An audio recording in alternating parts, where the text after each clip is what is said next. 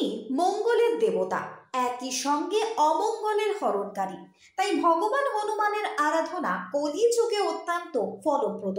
শুধু তাই নয়, তিনি গ্রহের যাবতীয় দোষ প্রশমনকারী, বিপদ থেকে রক্ষার কর্তা। সেই কারণেও ভগবান হনুমানের পুজো তথা আরাধনা করে থাকেন ভক্তগণ।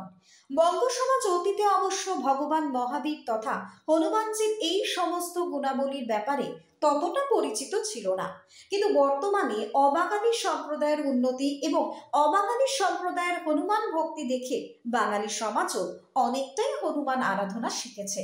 ফলে একদিকে হনুমান ভক্তি যেমন বেড়েছে, সঙ্গে কিভাবে ভগবান মহাবীরের আরাধনা করে জীবনে উন্নতি লাভ সম্ভব তাও শিখে নিয়েছে বাঙালি সমাজ।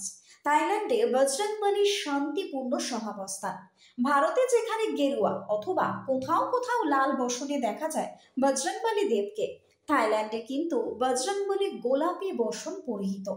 থাইল্যান্ডের এই বজরংবলী বা হনুমান মন্দিরটি রেয়ং নামক একটি রাজ্যের ইন্দোরামা পেট্রোকেমিক্যালস লিমিটেড ক্যাম্পাসের মধ্যে অবস্থিত।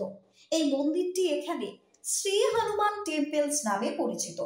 এই মন্দিরে হনুমান দেব ছাড়াও রয়েছে কিন্তু অন্যান্য হিন্দু দেবদেবী, যেমন লক্ষ্মী নারায়ণ মূর্তি, দেবী পার্বতীর মূর্তি, ব্রহ্মার মূর্তি, গণেশ ঠাকুরের মূর্তি, রাম, লক্ষ্মণ এবং সীতার মূর্তি। এছাড়াও রয়েছে বুদ্ধদেবের মূর্তি। এই মন্দিরে প্রবেশের একদম প্রথমেই পড়ে শিবলিঙ্গ।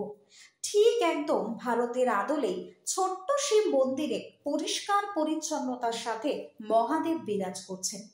বিশেষ বিশেষ দিনে বিশেষ তিথিতে বিশেষভাবে আড়ম্বরপূর্ণভাবে ধুমধাম সহকারে পুজো করা হয়ে থাকে। এমনকি প্রসাদ বিতরণ ও ভোজনেরও ব্যবস্থা থাকে। আর এমনি সপ্তাহের 7 দিনই কিন্তু এই মন্দিরের প্রাঙ্গণ থাকে খোলা।